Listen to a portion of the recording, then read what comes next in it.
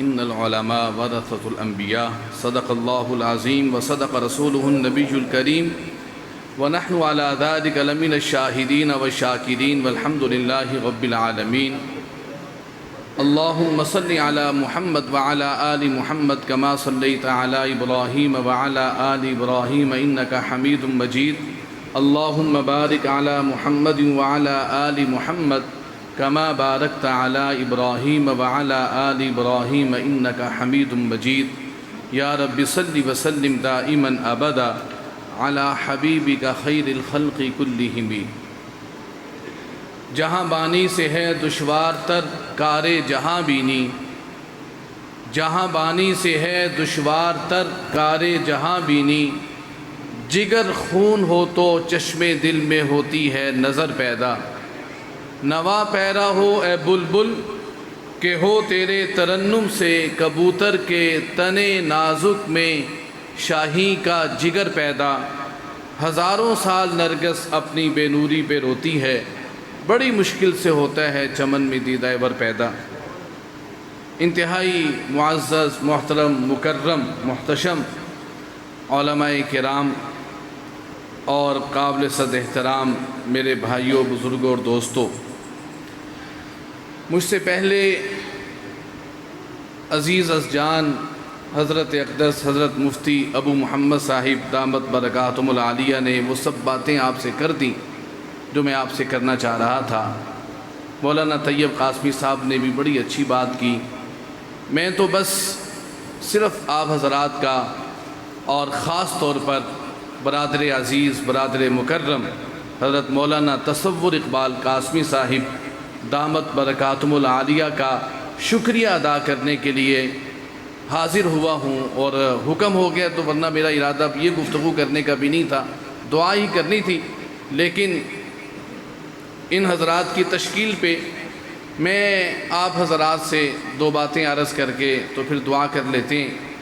آپ ہماری برادری کے ہیں اور ہم آپ کی برادری کے ہیں، اور آپ میں سے اکثر چہرے وہ ہیں جو کہ میرے لیے نئے نہیں ہیں.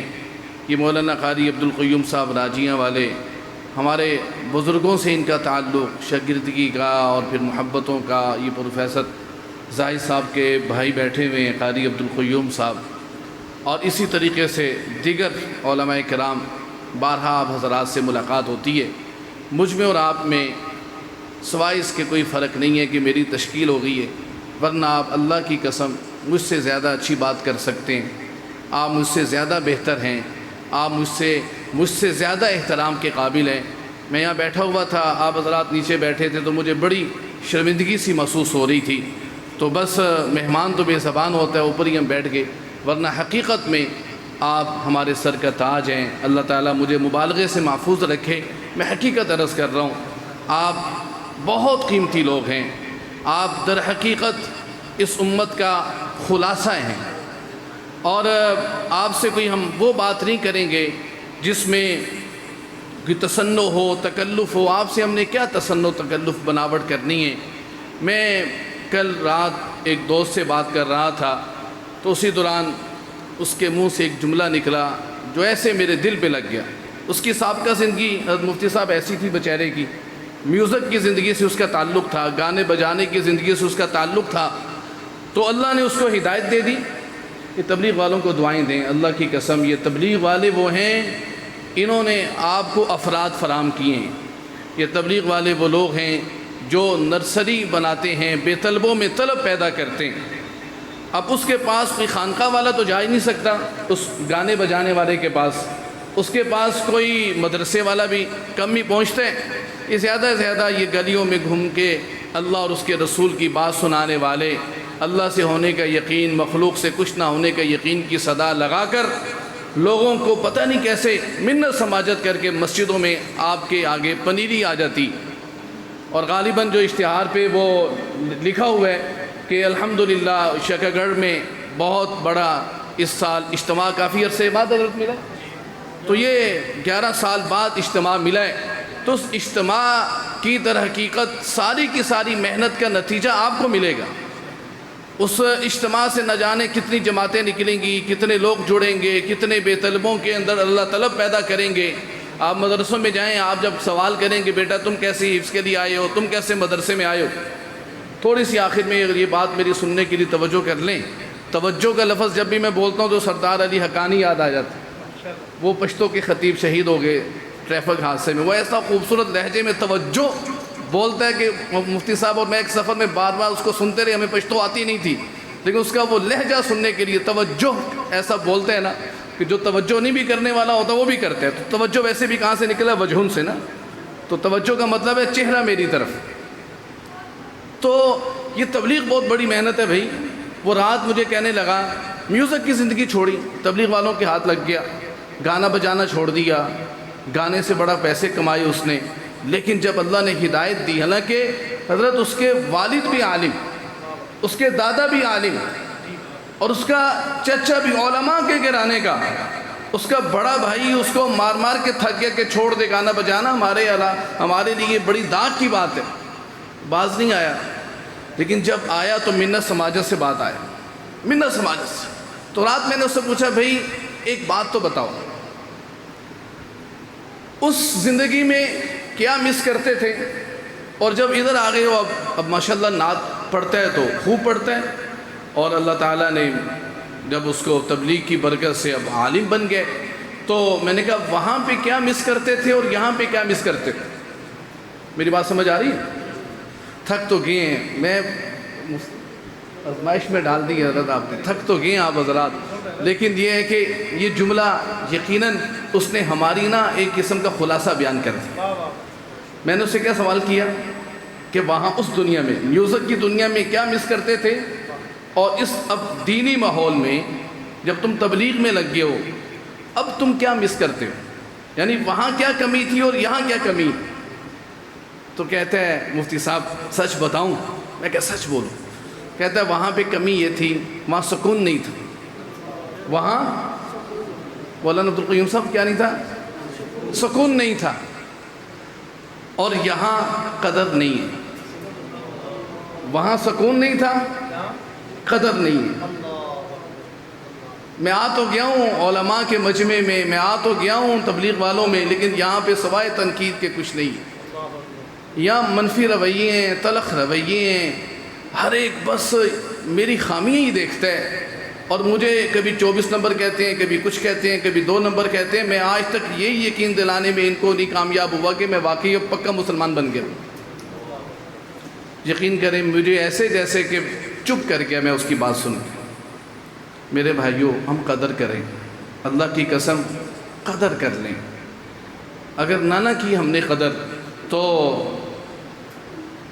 یہ نسلیں ہمیں معاف نہیں کریں گی، یہ لوگ ہمیں معاف نہیں کریں گے، قیامت کے دن ہمیں جواب دہ ہونا ہوگا۔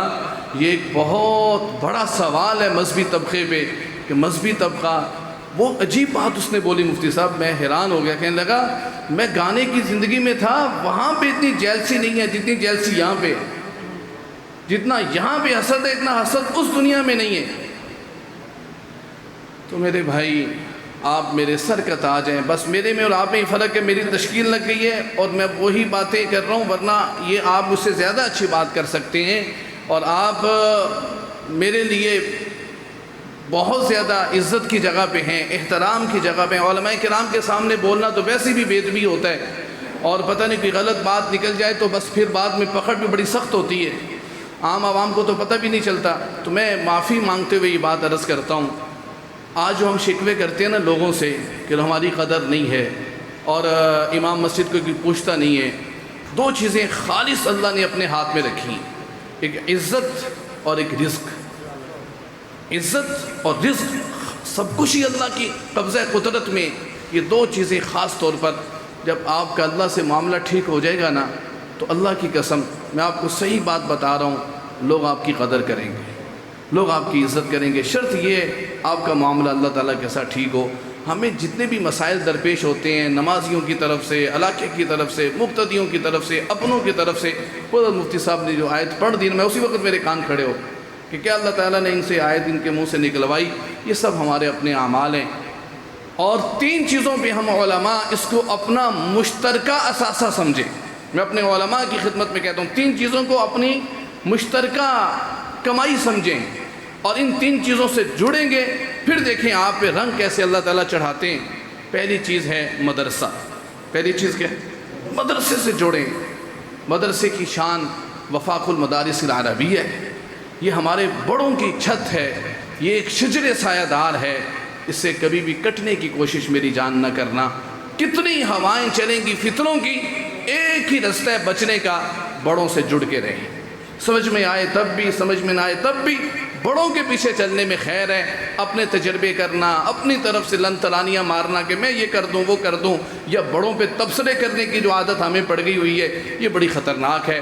اپنے بڑوں سے جڑیں، مدرسے کی زندگی پہ اپنے آپ کو یعنی اس پہ فخر کریں کہ اللہ نے ہمیں کسی نہ کسی درجے میں مدرسے سے جوڑا ہوا ہے۔ دوسری چیز خانقاہی رنگ ہے، خانقاہوں سے جڑیں۔ میں ابھی مولانا تصور اقبال صاحب سے بھی یہ عرض کر رہا تھا، ہم اس قابل نہیں ہیں جتنا آپ نے ہمیں پروٹوکول دے دیا، جتنی آپ نے عزت دی، اللہ آپ کو عزتیں دیں، آپ نے ہمیں عزت دی، اللہ آپ کو عزت عطا فرمائیں۔ ہم جو کربوغا شریف جاتے ہیں، اپنے شیخ کی خدمت میں حاضر ہوتے ہیں، اللہ کی قسم اس کے علاوہ کوئی مقصد نہیں ہوتا کہ یہ اندر سے یہ چیزیں جو بلائیں ہمارے اندر پیدا کر دی ہیں شیطان نے، نفس نے میرے اندر پیدا کر دی ہیں کہ نام دیکھ کے خوشی ہوتی ہے، اب کمزور ہیں، اور نام اشتہار پہ بڑا لکھا ہو تو نفس اور زیادہ موٹا ہو جاتا ہے، اور جناب ہم نام کی محبت میں گرفتار ہو گئے ہیں۔ اس نام کے چکر میں، حب جا کے چکر میں تو ساری کی ساری لڑائیاں ہیں۔ ہم ایک دوسرے کو برداشت کیوں نہیں کر رہے، ایک دوسرے کو قبول کیوں نہیں کر رہے کہ بس اس کا نام کیوں اونچا ہو گیا؟ بھئی دیکھو، اللہ نے جس کو عزت دی ہے نا، آپ اس کو عزت دو۔ اللہ نے جس کو نوازا ہے، آپ اس کو رشک کی نگاہوں سے دیکھو، حسد کی نگاہ سے نہ دیکھو۔ پھر دیکھیں اللہ اس کے بدلے آپ کو کیسے وہ انعامات عطا فرماتے ہیں۔ ہم وہاں اس لیے جاتے ہیں کہ اندر سے نام کی محبت نکلے، یہ جو میں بڑا ہوں، میرا نام اشتہار میں بڑا ہونا چاہیے، مجھے پروٹوکول نہیں ملا۔ کتنے ہی ہمارے ساتھی کئی دفعہ یقین کریں اس بات پہ ناراض ہو جاتے ہیں ہمارے ساتھ کہ بھئی ہمیں کیوں نہیں وہاں پہ اشتہار پہ ایسے لکھا۔ اب تو اللہ کا شکر ہے، اللہ کا بڑا کرم ہے، الحمدللہ ہوائیں اس طرح کی اللہ نے چلائی ہیں کہ ہمارے علماء میں یہ کافی چیزیں اب پیدا ہو گئی ہیں، جوڑ پیدا ہو گیا ہے، یہ ہمارے بزرگوں کی محنت ہے۔ ہم جب اس علاقے میں ہم دیکھتے ہیں، مولانا یحییٰ خان صاحب محسن رحمۃ اللہ علیہ تھے، ادھر مولانا عبدالحق صاحب رحمۃ اللہ علیہ، ادھر مولانا قاسم صدیقی صاحب کے والد ماجد مولانا نصیر احمد صدیقی صاحب، ادھر مولانا چلے جائیں تو مولانا شریف صاحب ہمارے دادا جی کے جو مجاز تھے، ادھر پسرور میں ہمارے بزرگوار، ادھر مولانا فیروز خان صاحب۔ ان حضرات کی وہ آپس کا جو جوڑ تھا نا، اس کا نتیجہ ہوں میں اور آپ۔ اگر یہ حضرات جن کے میں نے نام لیے، اگر یہ ایک دوسرے کی ٹانگیں کھینچتے اور ہم ہم نے اگر یہ ایک دوسرے کے خلاف معاذرائیاں کرتے تو آج یقین کریں میں اور آپ یہاں پہ نہ بیٹھے ہوتے۔ یہ ان کا جوڑ تھا، یہ ان کا آپس میں ایک دوسرے کا احترام تھا، ایک دوسرے کی قربانیوں کا اعتراف تھا، ایک دوسرے کو بڑا ماننا تھا۔ اس کے نتیجے میں آج آپ کو پورے علاقے میں، یہ بڑا سخت علاقہ ہے، قادیانیت یہاں پہ ہے، رافضیت یہاں پہ ہے، ایک بہت مزاحمت والی جگہ ہے یہاں پہ، بالکل آپ بارڈر پہ بیٹھے ہوئے ہیں۔ اس سخت ماحول میں ان لوگوں نے محنت کی ہے، اور اس محنت کے نتیجے میں آج جو آپ کو علاقے میں دین کی ہوا اور فضا نظر آتی ہے، یہ ان اکابرین کا آپس کا جوڑ تھا۔ بارہا میں نے دیکھا مولانا شریف صاحب چلے ہیں جی محلن سے، اس زمانے میں تو یہ سفر کے ایسے اسباب بھی نہیں ہوتے تھے، مولانا عبدالحق صاحب چلے ہیں ظفروال سے، پسرور میں پہنچے، 3 دن ویسے ہی جا کے ٹھہرتے تھے، یعنی اس لیے نہیں جاتے تھے مجھے بیان کے لیے بلائے، ویسے ہی ایک دوسرے سے ملاقات۔ کبھی ہمارے والد صاحب رحمۃ اللہ علیہ ظفروال آ رہے ہیں، کبھی سنکھترے آ رہے ہیں، اتنا آپس میں پیار تھا۔ حضرت حافظ محمد شفیع صاحب جو صدیقی صاحب کے دادا تھے، ان کا ہمارے دادا جان رحمۃ اللہ علیہ سے کہ آپس میں ایک دوسرے سے کہا ہوا تھا اگر میں مر جاؤں پہلے تو پہلے آپ نے جنازہ پڑھا، آپ مریں گے تو دوسرا یہ کہتے تھا نہیں آپ جنازہ پڑھائیں گے۔ یہ محبتیں تھیں ان کی آپس کی۔ تو یہی محبتیں آج ہم اپنے اندر پیدا کر لیں تو یقین جانیں سب سے پہلے فائدہ آپ کو اور مجھے ہوگا، تو کریں گے نا انشاءاللہ العزیز۔ تو اس وجہ سے میں یہ عرض کر رہا ہوں، آخری گزارش ہے، پھر اذان کا وقت ہونے والا ہے۔ امت مسلمہ اس وقت زوال سے گزر رہی ہے۔ کہاں سے گزر رہی ہے؟ ہم دور زوال سے گزر رہے ہیں، دور عروج نہیں ہے۔ اب اس دور زوال میں ہماری ذمہ داری بہت بڑھ گئی ہے۔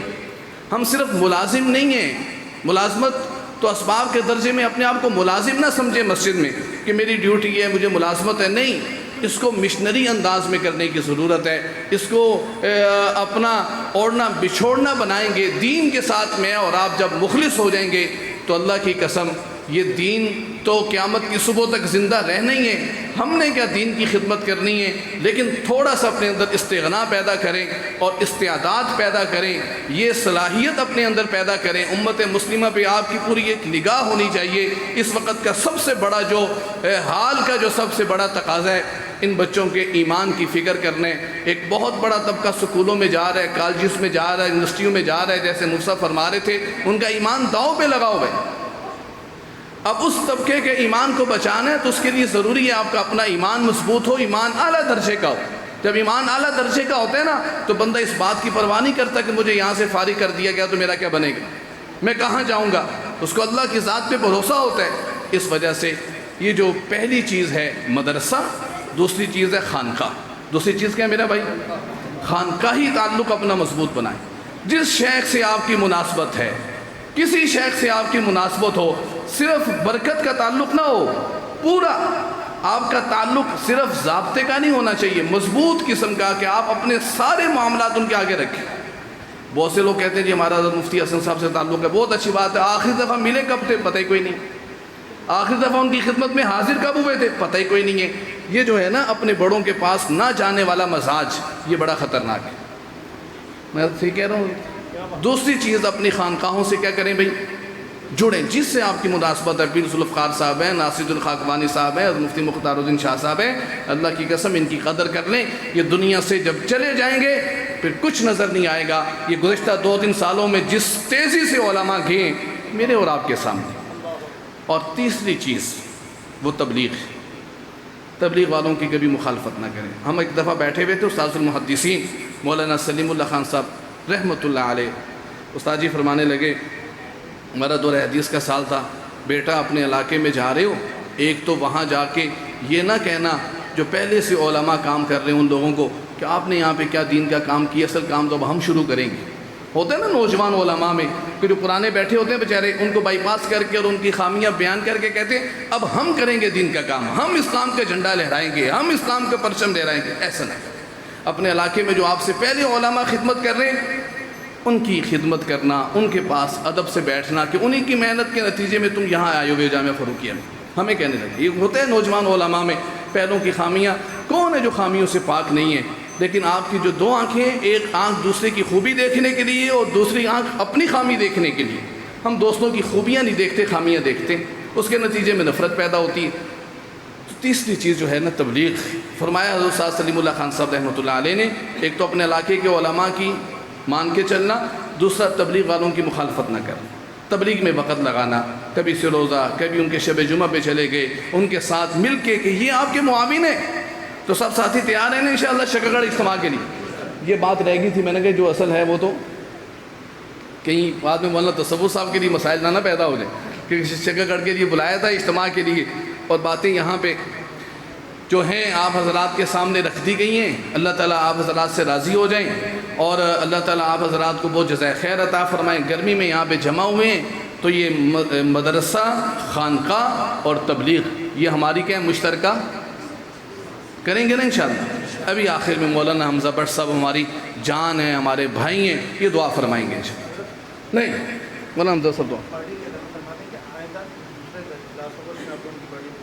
ہاں جی، جو اہم بات ہے نا، یہ جو ساری گفتگو حضرت نے فرمائی نا مفتی صاحب نے، یہ خود سے نہیں ہم نے شروع کی، ہم حاضر ہوئے تھے حضرت مختار الامہ مفتی مختار الدین شاہ صاحب کی خدمت میں، ان کے آگے ہم نے ساری بات رکھی، انہوں نے پھر فرمایا کہ اس نہج پہ کام کرو۔ کس نہج پہ کام کریں وہ اب وقت نہیں ہے، ورنہ میں اس کی تھوڑی سی تفصیلات عرض کرتا ہوں۔ تو اب یہ ایک یہاں پہ جو ایک یہ نظم بن گیا الحمدللہ، تو اس کے جو سرپرست ہیں وہ مولانا تصور اقبال قاسمی صاحب ہیں، اور انشاءاللہ العزیز بقیہ اس کی جو شکل ہے ہم نے تحصیل پسرور میں، سبڑیال میں، جب سیالکوٹ میں اس کے حوالے سے نچلی سطح پہ محنت کی ہے، ہمیں اس کے فوائد نظر آئیں۔ یہاں پہ یہ آپ حضرات کا بیٹھنا بڑی غنیمت ہے، تو انشاءاللہ العزیز سب مل کے چلیں گے نا، اور اس کا جو بقیہ تفصیلات ہیں پھر اگلی کسی نشست میں عید کے بعد انشاءاللہ العزیز قریب میں کریں گے۔ ہم مولانا حمزہ صاحب دعا فرمائیں گے، ہم سب آمین گے۔ والصلاة والسلام علی سید المرسلین، اللہم صلی علی محمد وانزلہ المقعد المقرب عندک یوم القیامہ، جزا اللہ عنا محمدا ما هو اہلہ۔ ربنا آتنا فی الدنیا حسنہ وفی الآخرۃ حسنۃ وقنا عذاب النار۔ اے اللہ ہم سب کے گناہوں کو معاف فرما، ہم بڑی گناہ گار ہیں، خطا کار ہیں، سیاکار ہیں، ریاکار ہیں۔ اے اللہ رحم اور کرم والا معاملہ فرما۔ اے اللہ جتنے بھی مسلمان اس دنیا سے جا چکے ہیں سب کی مغفرت فرما، جو بیمار ہیں انہیں صحت عطا فرما، جو پریشان ہیں ان کی پریشانیوں کو دور فرما۔ اے اللہ جو مقروض ہیں ان کی قرض کی ادائیگی کا غیب سے بندوبست فرما۔ اے اللہ جو بے اولاد ہیں انہیں نیک صالح اولاد عطا فرما، جو اولاد کی نافرمانی کی وجہ سے پریشان ہیں ان کی اولاد کو ان کی آنکھوں کی ٹھنڈک بنا۔ اے اللہ بہکنے سے، پھسلنے سے، گمراہ ہو جانے سے، بری موت سے، برے وقت سے، بری گھڑی سے، اچانک موت سے ہم سب کی حفاظت فرما۔ اے اللہ نعمتوں کے مل جانے کے بعد اس کے چھن جانے سے محفوظ فرما، ایمان کے بعد کفر سے حفاظت فرما، ہدایت کے بعد گمراہی سے حفاظت فرما۔ اے اللہ ہم سب کا خاتمہ ایمان پہ فرما۔ اے اللہ ہم بہت کمزور ہیں، نکمے ہیں، کسی کام کے نہیں ہیں، تو جانتے ہے ہم گندے دل والے ہیں۔ اے اللہ تو اپنے نظر کرم سے ہمارے دل کو پاک فرما، بدل دے، دل کی دنیا بدل دے، گناہوں میں ڈوبا ہوا دل بدل دے، اس دل سے حسد کو، کینے کو، بغض کو، عداوت کو، نفرت کو نکال دے، اس دل میں محبت ڈال دے، معرفت ڈال دے، اپنا پیار ڈال دے۔ اے اللہ ہم کسی کام کے نہیں ہیں لیکن تیرے نبی کے امتی ہیں، ہمیں دین کی خدمت کے لیے دیر اور دور کے لیے قبول فرما۔ اے اللہ جتنے بھی مسلمان جہاں جہاں کافروں کی قید میں ہیں یا اللہ انہیں رہائی عطا فرما۔ آج ڈاکٹر عافیہ کی اماں، اس کی والدہ اس کے انتظار میں دنیا سے چلی گئی ہے، یا اللہ ان کی مغفرت فرما، انہیں جنت الفردوس میں جگہ عطا فرما۔ اس ماں نے جو دکھ دیکھا ہے وہ ایک ماں ہی جانتی ہے۔ یا اللہ ہم اپنی کمزوری کا اعتراف کرتے ہیں، اپنی محرومیوں کا، اپنی بے بسی کا اعتراف کرتے ہیں۔ اے اللہ ڈاکٹر عافیہ رہائی عطا فرما۔ اللہ ہم دور زوال سے گزر رہے ہیں، یا اللہ زوال کا دور یا اللہ ہمارا ختم فرما دے۔ یا اللہ امت مرحومہ کو غلبہ عطا فرما، یا اللہ امت مرحومہ کو غلبہ عطا فرما، جو نفوس قدسیہ علی کلمت الحق کے لیے، غلبے کے لیے لڑ رہے ہیں، یا اللہ ان کی مدد فرما۔ یا اللہ جتنے بھی مسلمان کافروں کی قید میں ہیں سب کو رہائی عطا فرما۔